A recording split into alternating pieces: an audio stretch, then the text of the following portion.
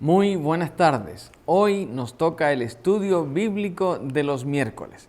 Bienvenidos todos a nuestra jornada de estudiar la palabra. Hoy es miércoles 18 de octubre del año 2023 y estamos iniciando nuestra jornada que tenemos cada semana. Bienvenidos, donde quiera que estén, una palabra cariñosa de bienvenida y de bendición del Señor para cada uno. Comenzamos nuestra jornada esta tarde recordando algunas actividades importantes de la iglesia. Comenzamos con la Unión Femenil Misionera, que probablemente mañana no se llevará a cabo. La razón: la hermana Graciela Salazar tuvo un accidente en su casa, estuvo hospitalizada y no creo que ella va a poder estar mañana. Así es que si quieren estar seguros, pues llamen después del programa y asegúrense que la hermana está en condiciones o no. Así que esa como una palabra de precaución. Lo segundo, la invitación para quedarse a cada culto, cada domingo, después a la escuela dominical. De 12:45 a 1:30 de la tarde nos quedamos para comentar y estudiar la Biblia en un tema que tiene que ver con la predicación de ese domingo. Así que todos invitados a la escuela dominical. Y la próxima semana nos toca también martes de oración, el martes 24 de octubre a las 11 de la mañana aquí en el templo. Así que también los que están en este grupo de oración, todos invitados para venir y gozarse en la comunión con el Señor mientras oramos. Y algo más, bueno, este sábado, octubre 21, desde las 9 de la mañana hasta el mediodía se celebra la fiesta anual de la Asociación Bautista del Paso. 122 años tiene nuestra asociación aquí en nuestra ciudad. Hace un tiempo largo, muchos años, y seguimos adelante como iglesias bautistas. Así que si tiene interés en ir, ahí está la dirección. No tiene que hacer ninguna otra cosa más que ir. Ahora, si quiere ir y no tiene cómo hacerlo, pues llámeme y coordinamos la manera de hacerlo. Así que este sábado que viene en el templo de la iglesia Pozo de Jacob. Esto está bien al este de la ciudad, por la calle Montana. Así que es un viajecito un poquito largo, pero vale la pena. Así que vale la pena. Muy bien, vamos ahora al primer segmento de nuestra jornada. Oramos al Señor y tenemos varios motivos nuevos por los cuales orar en esta tarde. Vamos a repasar estos motivos y después oraremos por todos ellos. En primer lugar, por la salud de. Hemos cambiado un poquito el formato de nuestra oración. Todos los nombres que vienen a continuación tienen que ver con salud. Por Cristina Segura, por Jesús Piedra, por Silvia Álvarez, por Julio Esquivel, por Deida Márquez, por Emily Silva.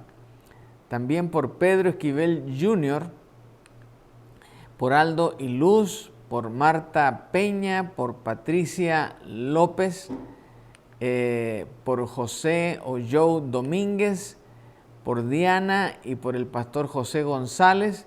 Ellos son familiares de la hermana Marina, por Pedro y su familia que conocimos las últimas 2 semanas, también por Beatriz Briceño.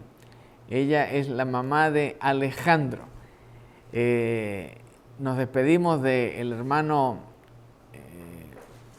Ramón, que estaba visitándonos en esta tarde. Beatriz Briceño, y esos son los motivos que tenemos en esta ocasión.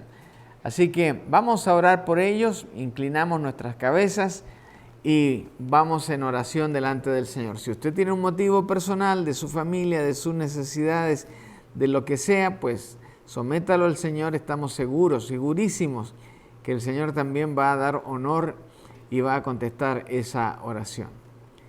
Padre bueno, tú has escuchado los nombres por los cuales estamos intercediendo en esta tarde. Algunos están ya por buen tiempo, por los cuales te hemos pedido oración. Otros recién se suman a nuestra lista, Señor, pero todos, sin excepción, están puestos allí porque tenemos fe en que tú eres el recurso más importante que cada uno tiene cuando se trata de la salud y de nuestras necesidades. Padre, en ti confiamos. Tú nos prometes que vas a estar con nosotros siempre y por eso que intercedemos por cada uno de estos nombres. Por Cristina, por Jesús, por Silvia, por Julio, por Deida, por Emily, por Pedro, por Aldo y por Luz, por Patricia, por Joe, por Diana y por el pastor José González, por Pedro y su familia y por supuesto por Beatriz Briceño, quien fue operada el día de ayer. Cada uno de ellos es importante para nosotros, cada uno de ellos es un hijo tuyo, por lo que sabemos es todavía más importante para ti y por ello los traemos a tu presencia pidiéndote que les bendigas, les ayudes y le otorgues los anhelos de su corazón. Padre, gracias por esta oportunidad y gracias por interceder los unos por los otros. Y Señor, también te pido que atiendas el motivo de cada uno que en este momento junto a nosotros está sometiendo su motivo de oración frente al trono de tu gracia.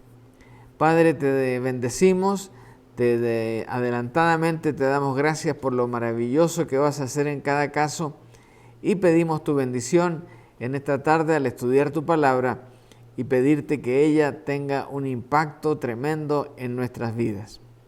Así que Padre, gracias, muchas gracias, bendícenos esta tarde, en Cristo te lo pedimos, amén, amén y amén. Muy bien, estamos aproximándonos al término de nuestra serie de sectas y religiones.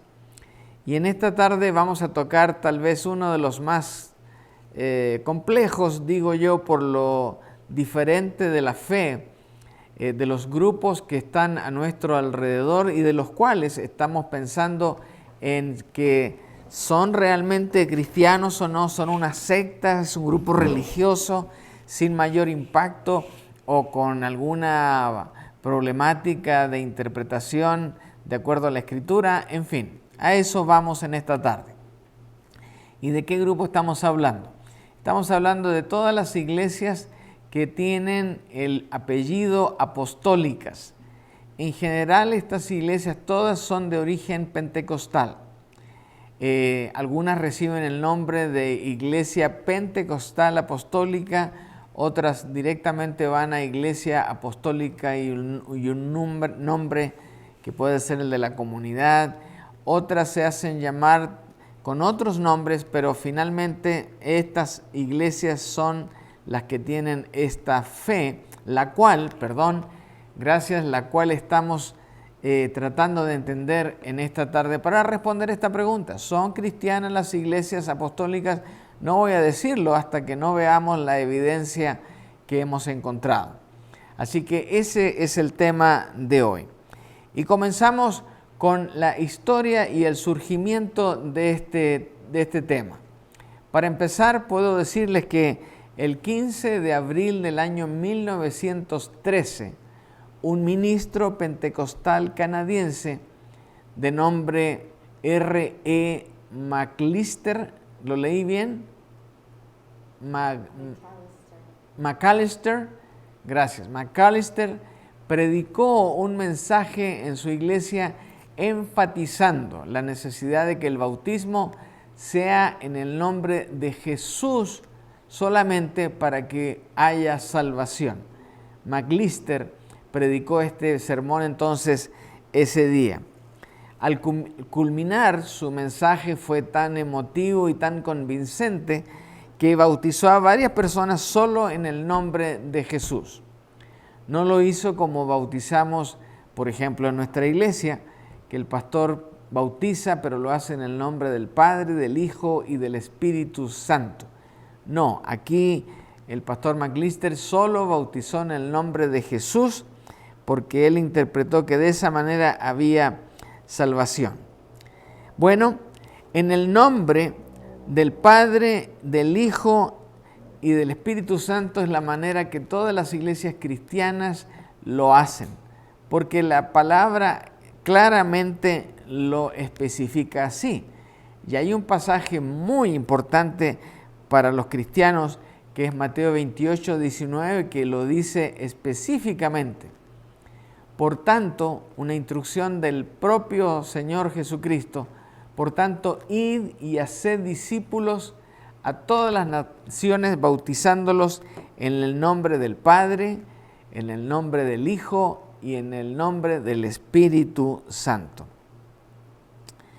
Mientras esto ocurría en la iglesia del hermano McAllister, otra persona, Frank Edward, un apasionado evangelista australiano que estaba visitando y que se había quedado finalmente allí, Canadá, y que después cambiaría de dirección a los Estados Unidos, él fue rápidamente influenciado y convencido por McAllister de la necesidad de bautizar solamente en el nombre de Jesús. Así que Frank Edwards comenzó a convencer a muchos más que el bautismo en el nombre de Jesús era lo que Cristo quiso decir cuando envió a sus discípulos a bautizar. Esa fue la impresión que él tuvo, estableciendo como base el libro de los Hechos, en donde encontramos 1 o 2 pasajes donde se menciona que los nuevos creyentes fueron bautizados en el nombre de Jesús solamente. Por ejemplo, allí en Hechos 22, 16 ciertamente dice eso, solo en nombre de Jesús.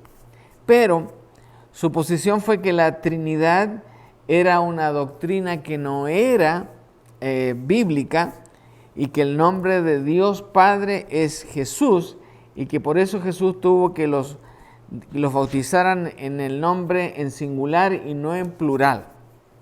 Bueno, el Padre, el Hijo y el Espíritu Santo para este pastor de apellido Edward comenzó entonces a proclamar esta nueva doctrina basándose específicamente en Hechos 2:38, donde dice: y Pedro les dijo, arrepiéntanse y bautícense todos ustedes en el nombre de Jesucristo, para que sus pecados les sean perdonados.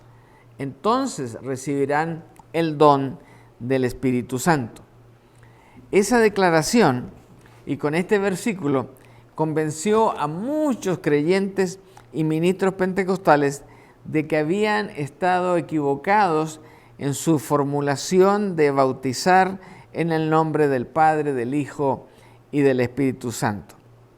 Además, con su persuasión los convenció de que era necesario de que estos creyentes que se habían bautizado en el nombre de la Padre, del Hijo y el Espíritu Santo debían bautizarse de nuevo, o sea, ser rebautizados solo en el nombre de Jesús para poder ser salvos. Es decir, además le dio al bautismo la categoría de salvación. Es decir, si usted no estaba bautizado, para él usted no era salvo. Así que a través de artículos en periódicos pentecostales convenció a muchos más de esta doctrina con una falsa interpretación bíblica. Edward también ocasionó un debate dentro de la denominación pentecostal de las Asambleas de Dios, en donde tras una reunión de varios ministros en el año 1916, las Asambleas de Dios determinaron que Edward estaba enseñando una falsa doctrina en cuanto a la Trinidad, el bautismo y la salvación. Después de esta pequeña y gran trifulca, más adelantito 156 pastores confundidos abandonaron a las Asambleas de Dios, formando en el año 1918 la Asamblea de Iglesias Apostólicas Pentecostales. Es decir, esta gente que estuvo confundida y que no pudo convencer a los demás de que la iglesia debía ser bíblica y tener una correcta interpretación de las Escrituras, finalmente estuvieron de acuerdo con la postura de Edward y se salieron de la doctrina de las asambleas de Dios, y ellos se agregaron entonces este nombre: Asamblea de Iglesias Apostólicas Pentecostales. Desde ese entonces, esta doctrina se expandió, principalmente convirtiendo a otras iglesias pentecostales a esta doctrina. Hoy constituyen a diversas denominaciones con miles de iglesias y algunos millones de miembros en el mundo. Se caracterizan todas por enfatizar la unidad de Dios y negar la doctrina histórica y bíblica de la Trinidad. Ellos niegan la doctrina de la Trinidad. A los que creen en un solo Dios manifestado en tres personas distintas se les llama trinitarios de forma despectiva, y enseñan la necesidad del bautismo en el nombre de Jesús como medio de salvación. Estoy entregándole todo lo que pudimos investigar y entender de lo que este grupo cree. No estoy diciendo si es verdadero o falso todavía. Ahora, debemos mirar entonces algunas doctrinas características de este grupo. Doctrinas características de este grupo.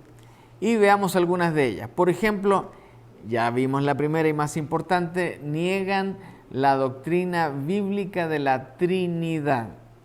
Por ello, estiman ellos que hay que bautizar solo en el nombre de Jesús, no en el nombre de la Trinidad.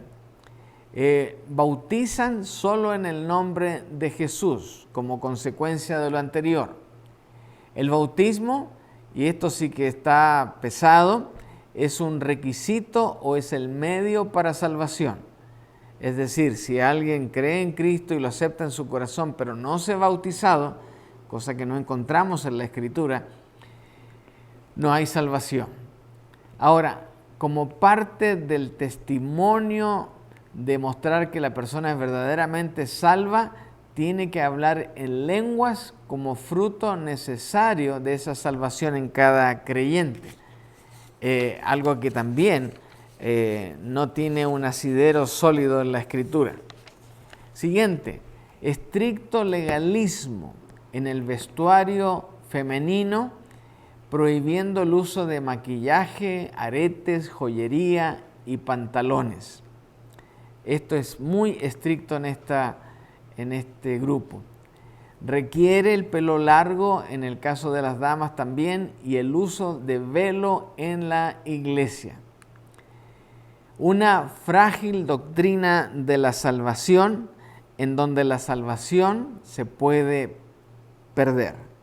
Se puede perder simplemente por pecar. Y dependiendo de la gravedad del pecado, alguien de sus líderes determina si perdió o no la salvación.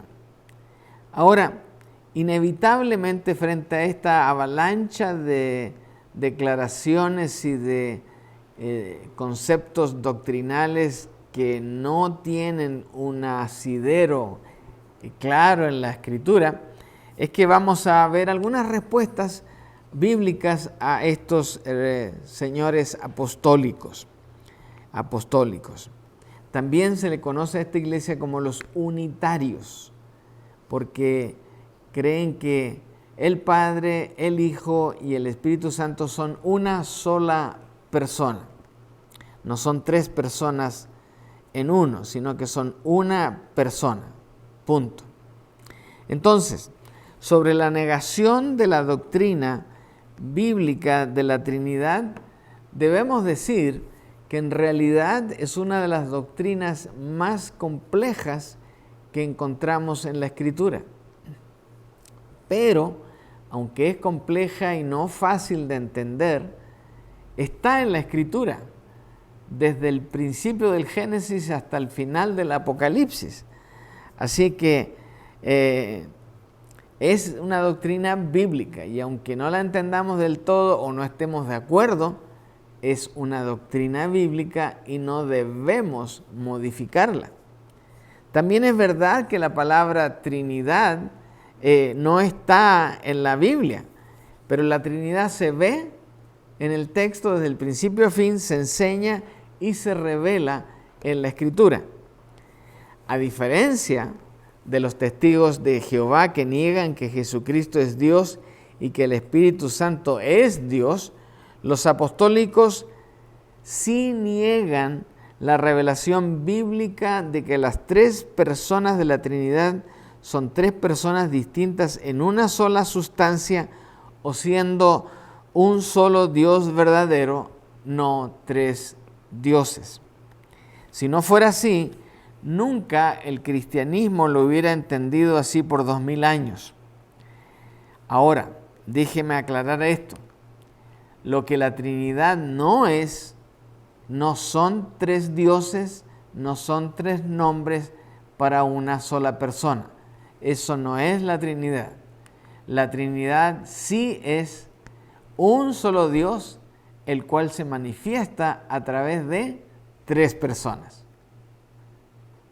Ahora, no es un juego de palabras ni un trabalenguas, pero aquí les va de nuevo. La Trinidad no es tres dioses, no son tres nombres para una sola persona.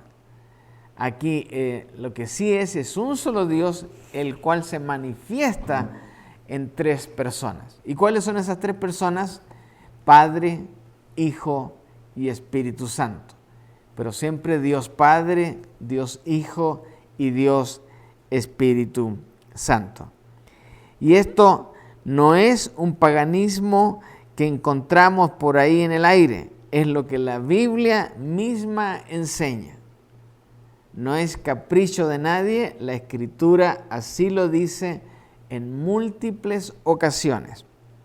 El consenso de toda la Biblia es que solo hay un Dios y no más. No hay tres dioses, ni tres nombres. Es un solo Dios que se manifiesta y no hay más. Sin embargo, hay pasajes bíblicos que dicen que Dios, el Padre, es Dios, que Jesucristo es Dios y que el Espíritu Santo es Dios. Y estos pasajes muestran que las personas de la Trinidad interactúan entre ellos, entre sí, y se habla de ellas como personas distintas.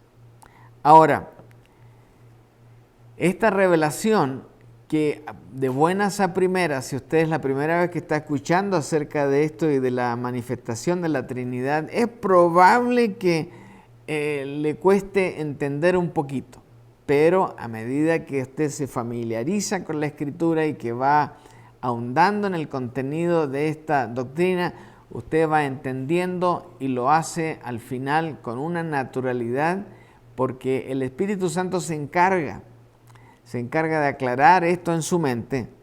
Y por eso que la pregunta que algunos se hacen cuando no entienden del todo es esta: ¿qué hacemos con esta revelación bíblica? ¿Qué hacemos con este concepto que la Biblia nos enseña? Bueno, lo que hay que hacer es lo siguiente, es creerle a Dios. No hay otra. Yo le voy a creer a Dios y no a las personas. No porque todas las personas sean mentirosas o no quieran decir la verdad, simplemente porque el soberano Dios, Él lo dijo en su palabra. Y Él tendrá un propósito, tendrá una explicación todavía más grande que la que estamos dando en esta tarde. La palabra Trinidad es una palabra que significa triunidad o la unidad de tres. Unidad porque Dios, siendo uno solo, se reveló en tres personas eternas. Quiero mostrarles un pasaje para ver si vamos entendiendo y aclarando mejor bien esto. Voy a leerles y ver ahí en la pantalla Mateo 28, versículos 19 y 20. Aquí hay una realidad bíblica que nos conviene tener claros. Ahí va la pantalla. Mateo 28, 19 y 20, y comenzamos por el versículo 19. Por tanto, vayan y hagan discípulos en todas las naciones y bautícenlos en el nombre del Padre y del Hijo y del Espíritu Santo. Enséñenles a cumplir todas las cosas que les he mandado. Y yo estaré con ustedes todos los días hasta el fin del mundo. Por tanto, vayan y hagan discípulos en todas las naciones y bautícenlos en el nombre del Padre, del Hijo y del Espíritu Santo. Enséñenles a cumplir todas las cosas que les he mandado y yo estaré con ustedes todos los días hasta el fin del mundo. Si observan ahí en la pantalla, hay como un espacio en el nombre del Padre entre estas dos secciones. Bueno, es porque allí anoté lo siguiente. Dice ahí, bautícenlos en el nombre del Padre, Hijo y Espíritu Santo, ¿verdad? Bueno, si fuera solo,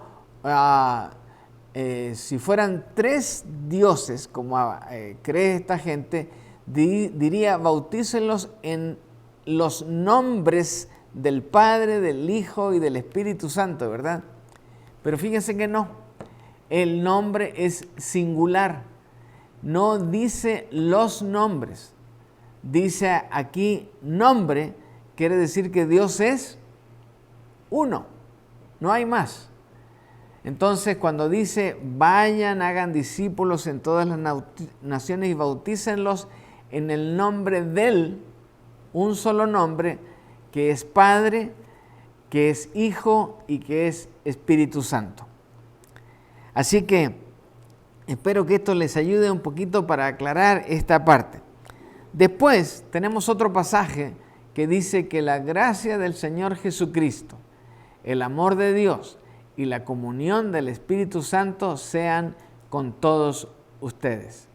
Esta es la bendición de Dios para cada uno de nosotros. Y esta bendición viene de Dios Padre, de Dios Hijo y Dios Espíritu Santo. Otro pasaje. Y algo más que quería detallar. Mateo lo escribió Mateo. Segunda de Corintios lo escribió Pablo. Y el siguiente pasaje lo escribió ¿quién? El apóstol Pedro. Así que son tres declaraciones de tres discípulos de Cristo que estaban en una cercanía mucho mayor física, sobre todo, que la que tenemos nosotros. Por eso tomamos en cuenta estos tres versículos de distintos autores y los tres comunican exactamente lo siguiente. Vamos a 1 de Pedro 1:2. Según el propósito de Dios Padre y mediante la santificación del Espíritu, ¿para qué? Para obedecer a Jesucristo y ser limpiados por su sangre. Que la gracia y la paz les sean multiplicadas. Aquí vemos otra vez esta Trinidad, que es una triunidad, porque estos tres son un solo Dios, en tres personas, en tres manifestaciones, en tres maneras de relacionarnos con el Señor. Así que eso en cuanto a la Trinidad.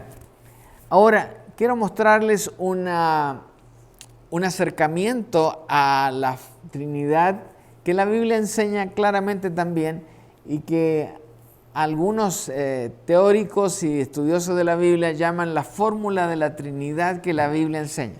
Es algo muy interesante y muy práctico para entender.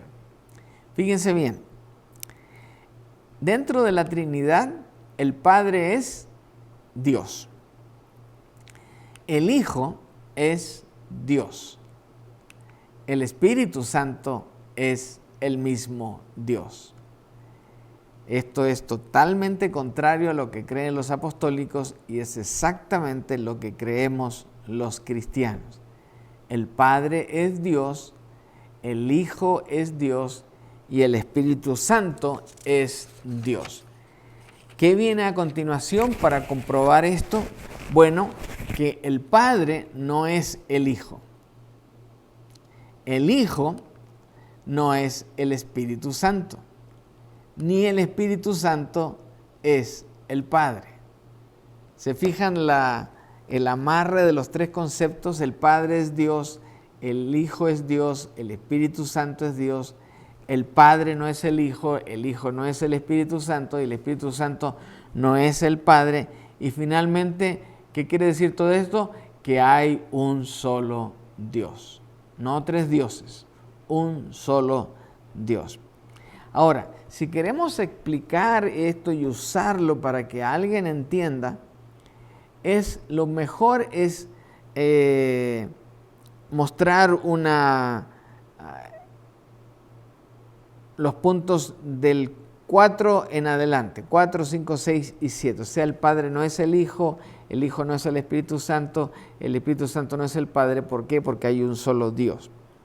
Entonces, déjenme pensar y mostrarles, más bien mostrarles porque ya lo pensamos y ya lo anotamos acá, que el Padre no es el Hijo. Vamos a buscar evidencia en la Biblia de que el Padre no es el Hijo. Bueno, Filipenses 2, 5 al 11 dice lo siguiente: por lo cual Dios también le exaltó hasta lo sumo, y toda lengua confiese que Jesucristo es el Señor, para gloria de Dios Padre. Estamos ahí entre estas dos personas de la Trinidad y estamos diciendo que el Padre no es el Hijo. Por eso Dios también le exaltó, porque el Padre no es el Hijo, hasta lo sumo, y anima a que toda lengua confiese que Cristo es el Señor, para gloria de Dios, ¿quién? El Padre. Por lo tanto, el Padre no es el Hijo, ni el Hijo es el Padre. Otro pasaje más. Fíjense bien, Primera de Pedro 1:3. Bendito el Dios y Padre de nuestro Señor Jesucristo, que según su grandeza, su grande misericordia nos hizo renacer para una esperanza viva por la resurrección de Cristo de los muertos. Bendito el Dios y Padre ¿de quién? De nuestro Señor Jesucristo. Otra vez, el Padre no es el Hijo. Ahora, déjenme decirles nomás otros versículos cortitos para mostrarles el mismo fenómeno. Efesios 1, 3 dice: bendito sea el Dios y Padre de nuestro Señor Jesucristo. El Padre no es el Hijo, ¿verdad? Y segunda de Corintios, que Pablo ahí vuelve y repite: el Dios y Padre de nuestro Señor Jesucristo, bendito sea por siempre. Sabe que no miento, dice Pablo.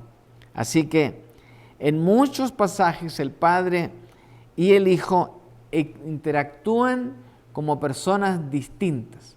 Por ello, el Padre no es el Hijo. Por ejemplo, Juan 17, 1 al 5. Jesús habló todas estas cosas y levantando los ojos al cielo dijo: Padre, la hora ha llegado. Glorifica a tu Hijo para que también tu Hijo te glorifique a ti. ¿Quién está hablando aquí? Está hablando el Hijo al Padre. El Hijo está pidiendo que Él se glorifique en su Padre. Son dos personas distintas. El Padre no es el Hijo. Y esta es la vida eterna, que te conozcan a ti, el único Dios verdadero, y a Jesucristo a quien has enviado. Ahora pues, Padre, glorifícame tú al lado tuyo con aquella gloria que tuve contigo antes de que el mundo existiera. El Padre no es el Hijo. Y termino con este pasaje, Mateo 3, 16, 17. Después de ser bautizado, Jesús salió del agua. Entonces los cielos se abrieron y Él vio al Espíritu de Dios que descendía como paloma y se posaba sobre Él. Desde los cielos se oyó entonces una voz que decía: Este es mi Hijo amado, en quien me complazco. Aquí no solamente entendemos que el Padre no es el Hijo, sino que cada uno tiene una propia personalidad y una propia tarea. Jesús, Espíritu de Dios, y el Hijo amado. Así que otra muestra más de que el Padre habla de la complacencia que tiene con el Hijo, mientras que el Espíritu Santo desciende sobre él. Las tres personas interactúan, pero aunque interactúan, el Padre no dijo: este soy yo en carne. No dijo eso. Entonces, el Padre no es el Hijo. Ahora, el Padre no es el Hijo, el segundo entonces sería: el Hijo no es el Espíritu Santo, ¿verdad? Ahí está, el Hijo no es el Espíritu Santo. Y el primer pasaje que queremos compartir con ustedes es este, Juan 14, 26. Pero el Consolador, el Espíritu Santo, a quien el Padre enviará en mi nombre, es decir, Jesucristo, les enseñará todas las cosas y les hará recordar todo lo que les he dicho. Jesucristo estaba diciendo esto antes de ascender al cielo. Y Él habla de que el Espíritu Santo, el Consolador, les enseñaría todo lo que faltó y les haría recordar todo lo que Cristo ya había dicho. Si Él lo dice con esa propiedad, el Hijo no es el Espíritu Santo, ni el Espíritu Santo es el Hijo, ¿verdad? Otro pasaje más, también allí en Juan. Pero cuando venga el Espíritu de verdad, Él los guiará a toda verdad, porque no hablará por su propia cuenta, sino que hablará todo lo que oiga y les hará saber las cosas que habrán de venir. Él me glorificará, Jesucristo, porque tomará de lo mío y se lo hará saber. Todo lo que tiene el Padre es mío. Por eso dije que tomará de lo mío y se lo dará a conocer a ustedes. Jesucristo, Él no es el Espíritu Santo. El Espíritu Santo, el Espíritu de verdad, Él cuando venga, Él va a guiar a la iglesia, hablará por su propia cuenta y les hará saber las cosas que habrán de venir. Dos personas, cada una con su propia identidad. Así que aquí claramente vemos también que el Hijo se irá, pero nos dejará al Espíritu Santo, quien el Padre va a enviar, cosa que ya hizo, que ya envió, y por eso el Espíritu Santo está con todos nosotros. También el Espíritu Santo, ¿qué va a hacer? Va a glorificar a Jesús, porque el Espíritu Santo entiende que tiene que glorificar al Hijo de Dios. Entonces, el Hijo no es el Espíritu Santo. Y finalmente, el Espíritu Santo no es el Padre, ¿verdad? Bueno, dos pasajes ahí. El primero, en Juan 14, 26, dice: pero el Consolador, es decir, el Espíritu Santo, a quien el Padre enviará en mi nombre, les enseñará todas las cosas y les hará recordar todo lo que les he dicho. Otra vez, el Espíritu Santo no es el Padre. Otro pasaje, Juan 16, 5 al 10. A ver, ahí está completo. Pero ahora vuelvo al que me envió y ninguno de ustedes me pregunta: ¿dónde vas? ¿Quién está hablando aquí? Jesús, ¿verdad? Al contrario, por esto que les he dicho, su corazón se ha llenado de tristeza. Pero les digo la verdad, les conviene que no me vaya, porque si no me voy, el Consolador no vendrá a ustedes, pero si me voy, yo se los enviaré. Y cuando Él venga, convencerá al mundo de pecado, de justicia, de juicio. De pecado por cuanto no creen en mí, de justicia por cuanto voy al Padre y no me verán más. El Espíritu Santo no es el Padre. El Padre, en este caso, es el encargado, fue el encargado de enviarnos al Espíritu Santo. Y después de eso, dijo el Señor, no me verán más, cosa que ha ocurrido hasta este momento y que solo se interrumpirá cuando el Señor regrese por segunda vez. Entonces, el Espíritu Santo no es el Padre. Así que, ¿qué quiere decir esto? Bueno, que hay un solo Dios, pero que se manifiesta a través de tres personas con su propia tarea, su propia responsabilidad y su propia personalidad.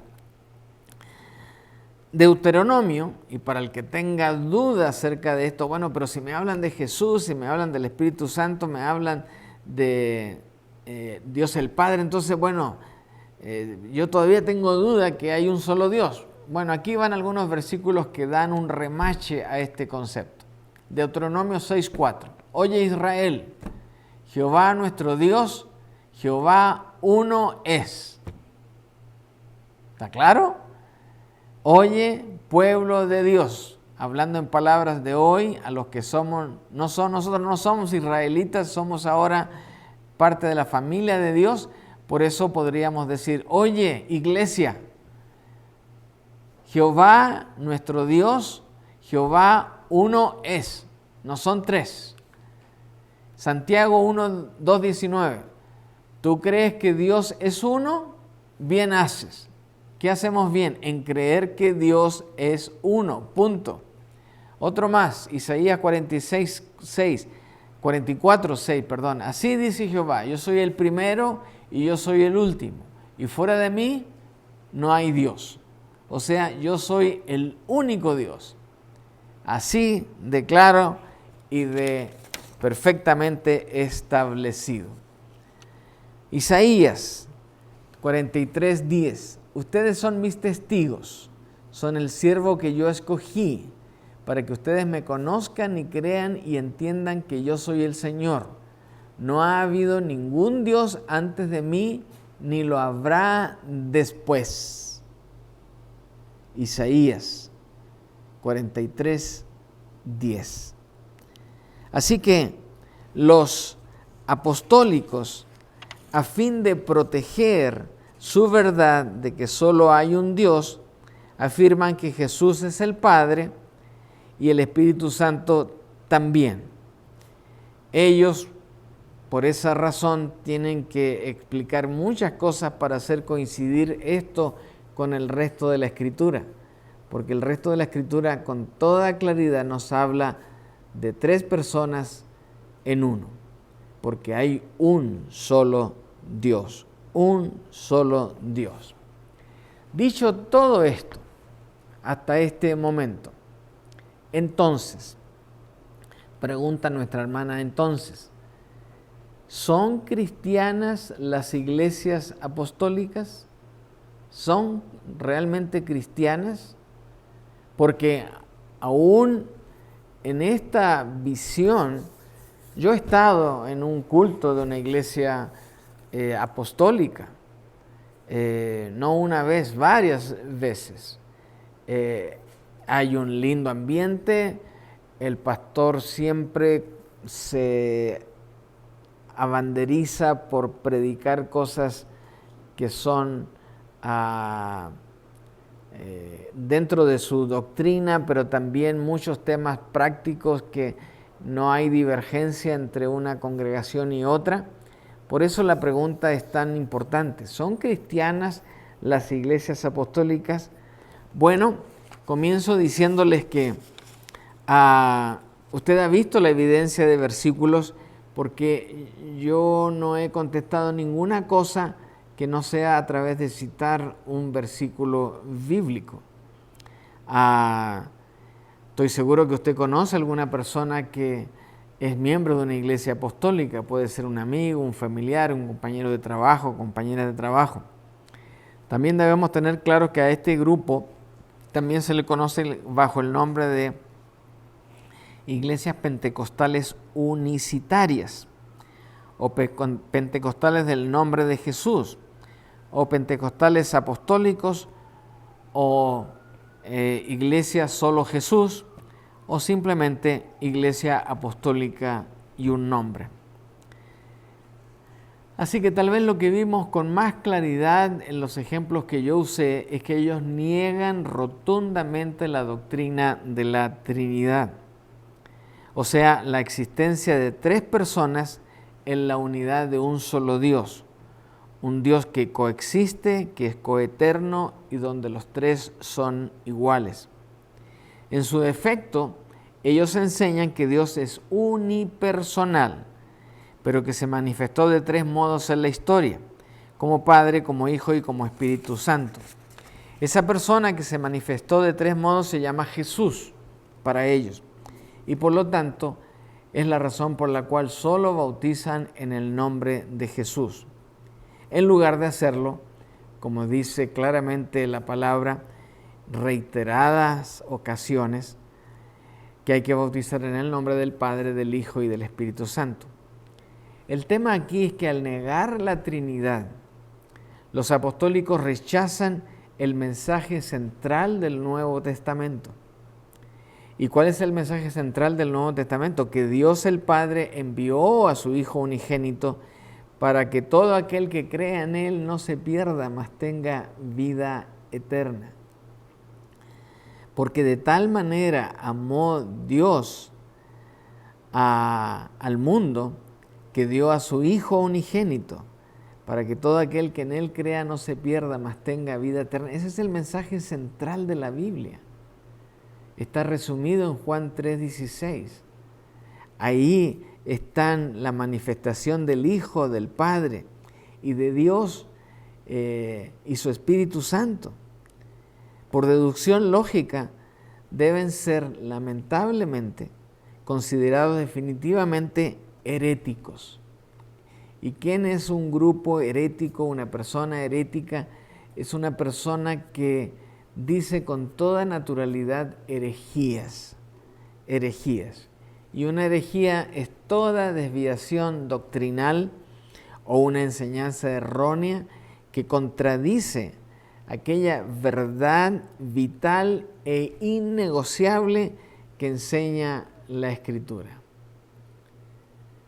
Así es que, lamentablemente, no me queda otra conclusión que decir que las iglesias apostólicas no son cristianas, porque ellos han tergiversado la doctrina y han hecho una doctrina caprichosa que por un solo versículo en la Escritura y uno más que por ahí está medio perdido, se usa para justificar lo que otros centenares de versículos dicen acerca de Dios Padre, Dios Hijo y Dios Espíritu Santo. Así que, en este caso, la respuesta a la pregunta, ¿son cristianas las iglesias apostólicas? La respuesta es lamentablemente no. Muy bien, vamos a terminar nuestra jornada de estudio en esta tarde y vamos a la oración de despedida y a la bendición. Y por eso, los cristianos, siguiendo una instrucción también del Nuevo Testamento, oramos porque Jesús lo dijo, oramos en el nombre de Jesús, en el precioso nombre de Jesús. Pero también los cristianos, como Pablo lo hizo en muchas ocasiones, oramos en el nombre del Padre, del Hijo y del Espíritu Santo. ¿Por qué? Porque los tres son nuestro maravilloso Dios. Así que vamos a orar en esta tarde para terminar. Padre bueno, gracias una vez más por tu palabra. En esta tarde con un tema un poco difícil de tragar y masticar, o más bien masticar y tragar primero antes de tener toda la convicción. Sin embargo, tú nos has dado esa convicción porque con sencillez de corazón hemos leído una y otra vez estos versículos para entender y comprender a cabalidad cuál era tu intención, cuál era tu propósito al dejar cada uno de estos versículos. Y no vemos otra cosa más que tú querías que entendiéramos a cabalidad quién eres tú. Tú eres nuestro Dios Padre, eres nuestro Dios Hijo y eres nuestro Espíritu Santo. Así que Padre, Te agradecemos por eso y te agradecemos por todas las bendiciones que nos das. Y volvemos a poner esta lista de necesidades de oración que hemos mencionado, por la cual seguimos rogando, Padre, que tú favorezcas cada petición y que la respuesta que tú nos des, sea cual sea, será una respuesta bien recibida porque viene de tu mano.